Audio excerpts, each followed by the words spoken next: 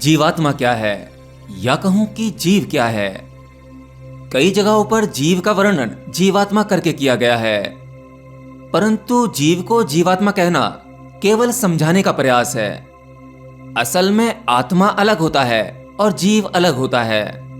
मनुष्य जब से होश संभालता है, उसकी पहचान केवल उसके शरीर से होती है और इस भौतिक जगत से होती है, और इस शरीर के माध्यम से ही वो सभी प्रकार के ज्ञान एकत्रित करता है। लेकिन जैसे ही कोई व्यक्ति आध्यात्म में प्रवेश करता है तो उसकी चिंता बढ़ जाती है, क्योंकि आध्यात्म में आप सूक्ष्म ज्ञान से परिचित होते हो, जिसका संबंध आपके शरीर और इस भौतिक जगत से नहीं है। जीव के बारे में मैंने पहले भी कुछ वीडियोस में बताया है, लेकिन आज मैं इसे आसान शब्दों में डिटेल करता हूं। उस परम ऊर्जा ने, या कहूं कि ईश्वर ने संसार की रचना की, अनंतों लोकों का निर्माण किया। ऐसे भी कुछ लोक बने जिनका वर्णन आपको हिंदू धर्म की कुछ धार्मिक किताबों में मिल जाता है।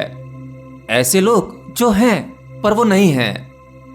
मतलब उस ईश्वर ने केवल इस स्थूल जगत की रचना नहीं की, इसके साथ ही अनंतों सूक्ष्म जगत की रचना की। आज मनुष्य की बुद्धि, या कहूं वैज्ञानिकों की बुद्धि, केवल इस भौतिक जगत का एक मामूली सा हिस्सा जान पाया है, और एक वैज्ञानिक केवल इतना ही जान सकता है, क्योंकि विज्ञान अपनी बुद्धि का इस्तेमाल करता है, और बुद्धि का सीधा संबंध उसके शरीर से है, शरीर का भौतिक जगत से।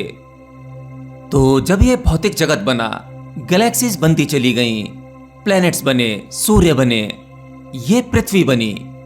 पृथ्वी पर जीवन होने के लिए हमारे सोलर सिस्टम को जैसा होना चाहिए था, ये बिल्कुल वैसा हुआ। और फिर एक लंबा प्रोसेस चला, जिसकी वजह से पृथ्वी का वातावरण रहने योग्य होना था।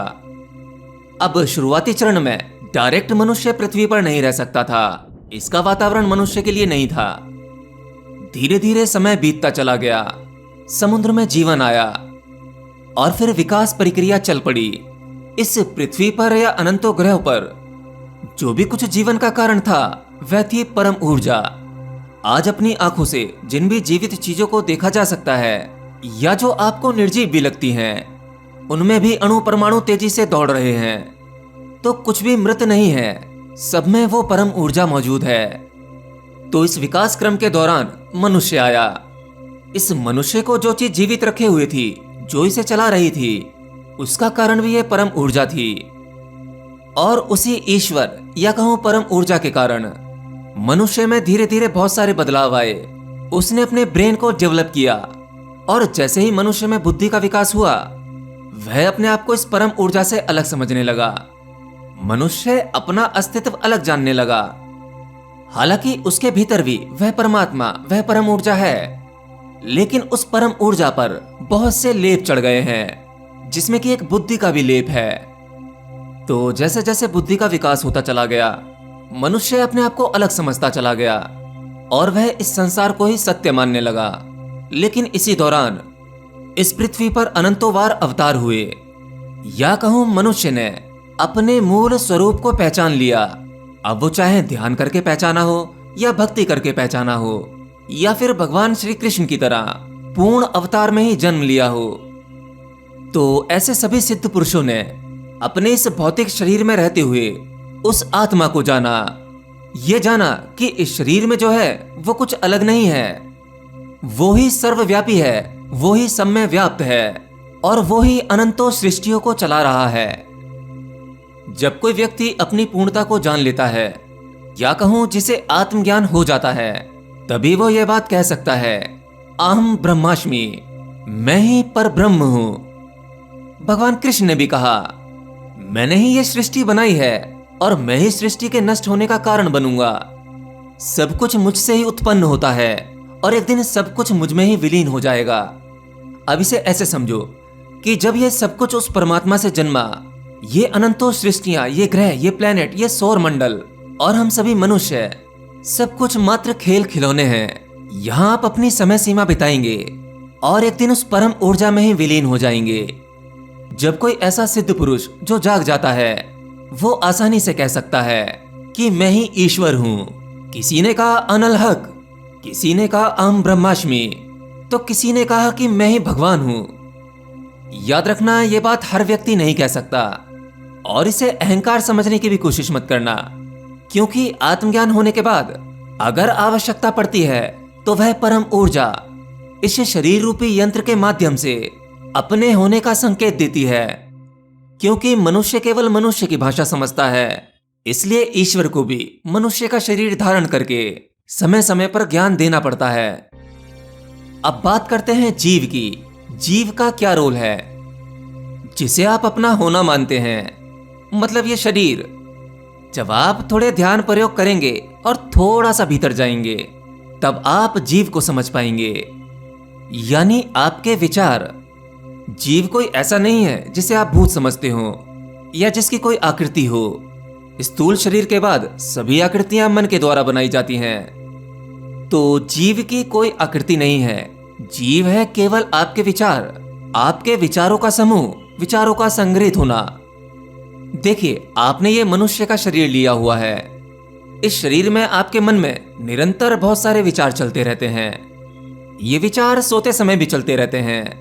आपको अपने इस भारी शरीर की जानकारी है कि ये मेरा शरीर है, परंतु आपके भीतरी बहुत से शरीर हैं, जिसमें से एक मन, उसे भी शरीर माना गया है। और उस मन में जितने भी विचार संग्रहित होते हैं, उन विचारों को ही जीव कहा गया है। अब जरा ये सोचो, आप इस शरीर में हैं और आपके मन में कोई भी विचार नहीं है, एक भी विचार नहीं चल रहा। आप बिना विचारों के जी रहे हैं। तो क्या यह संभव है? बिना विचारों के कोई जीवित व्यक्ति, शायद आप इसकी कल्पना भी नहीं कर सकते। मतलब आपका केवल शरीर जीवित नहीं है, आपके शरीर के माध्यम से आपके भीतर ऐसा बहुत कुछ है जो जीवित है। अब जैसे ही आपका शरीर गिरता है, आपकी मृत्यु का समय आता है, विचार तब भी आपके भीतर चलते रहते हैं, अंतिम सांसों तक रहते हैं। अब यह शरीर नष्ट हो जाता है। हालांकि नष्ट होने जैसा कुछ नहीं होता, यहां कुछ भी नष्ट नहीं किया जा सकता। बस केवल इतना है कि आपने अपने शरीर को जिस प्रकार इस पृथ्वी से बनाया था और उसमें जितनी भी चीजों का योगदान था, वे सभी चीजें वहीं चली जाती हैं। आपके शरीर में 72% वाटर यानी पानी है। शरीर में आग लगा दी जाती है, आपके शरीर का यही पानी भाप बनकर वातावरण में चला जाता है। यानी आपके शरीर का बहुत बड़ा हिस्सा इस वातावरण में मौजूद है। जो शरीर में ठोस चीजें थी, स्थूल चीजें, यानी जो मिट्टी से लिया गया था भोजन के माध्यम से, क्योंकि आप जो भोजन खाते हैं वह भी तो इस मिट्टी से ही आता है। तो आपके शरीर निर्माण में इस मिट्टी का भी योगदान है। तो मरने के बाद जो मिट्टी में जाना है वो मिट्टी में चला जाता है। तो सब कुछ जो प्रकृति आपको देती है, एक समय पर वापस ले लिया जाता है। ये तो आपके भीतर वह सभी चीजें थीं जिन्हें आप देख सकते हैं कि मृत्यु हो गई। अब सोचो, आपके शरीर के भीतर ऐसा भी बहुत कुछ था जो शरीर के माध्यम से जीवित था। यानी आपका मन। आपने अपने पूरे जीवन में जितने भी विचार इकट्ठे किए थे, वो सभी विचार कहां जाते हैं? वो सभी विचार जीवात्मा जगत में जाते हैं। उन्हीं विचारों को जीव कहा गया है।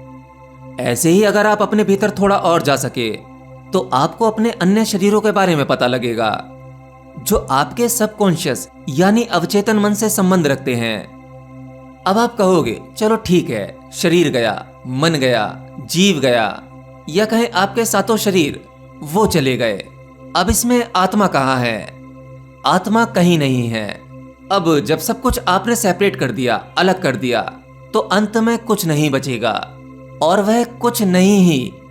आप कहते हैं आत्मा कहाँ है? अरे, आत्मा कहीं नहीं है, बल्कि आत्मा हर जगह है। आप कहते हैं कुछ लोगों की आत्मा भटकती है।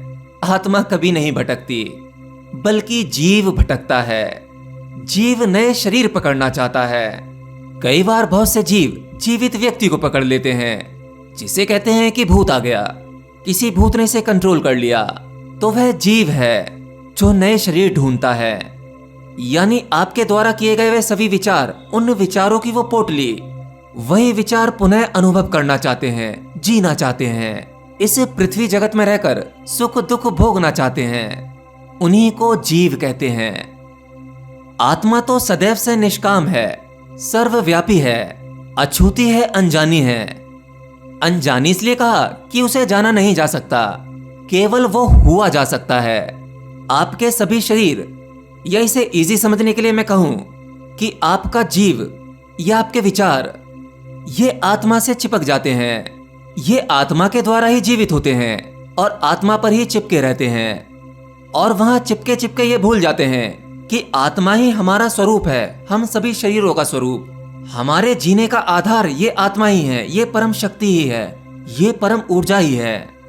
ये सब कुछ भूलने के बाद हम स्वयं को ही, अपने आप को ही अपना होना मानने लगते हैं, यानी अपने विचारों को या अपने मन को या फिर अपने शरीर को, इसी को मैं मान लेते हैं कि मैं केवल यही हूं।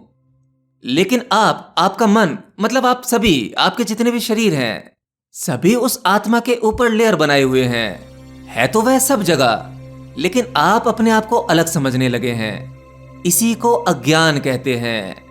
और ज्ञान, उस आत्मज्ञान यानी उस आत्मा को जानना, उसी को ज्ञान कहते हैं। जैसे ही आपको आत्मज्ञान हो जाता है, आप अपने मूल स्वरूप को जान लेते हैं, वैसे ही आपकी सारी परतें गिरती चली जाती हैं। फिर आप दोबारा वह परतें नहीं इकट्ठी करना चाहते। अब जब सब कुछ गिर ही गया तो जानने को बचा ही क्या। आप अपने आप को अलग समझ रहे थे, जो अलग होने वाली चीजें थी वो तो गिर गईं, और जो बचना था वह तो स्वयं परमात्मा में मिल गया, जो मिला हुआ ही था। बस उसी को जानना या वही हो जाना, यही आत्मज्ञान है।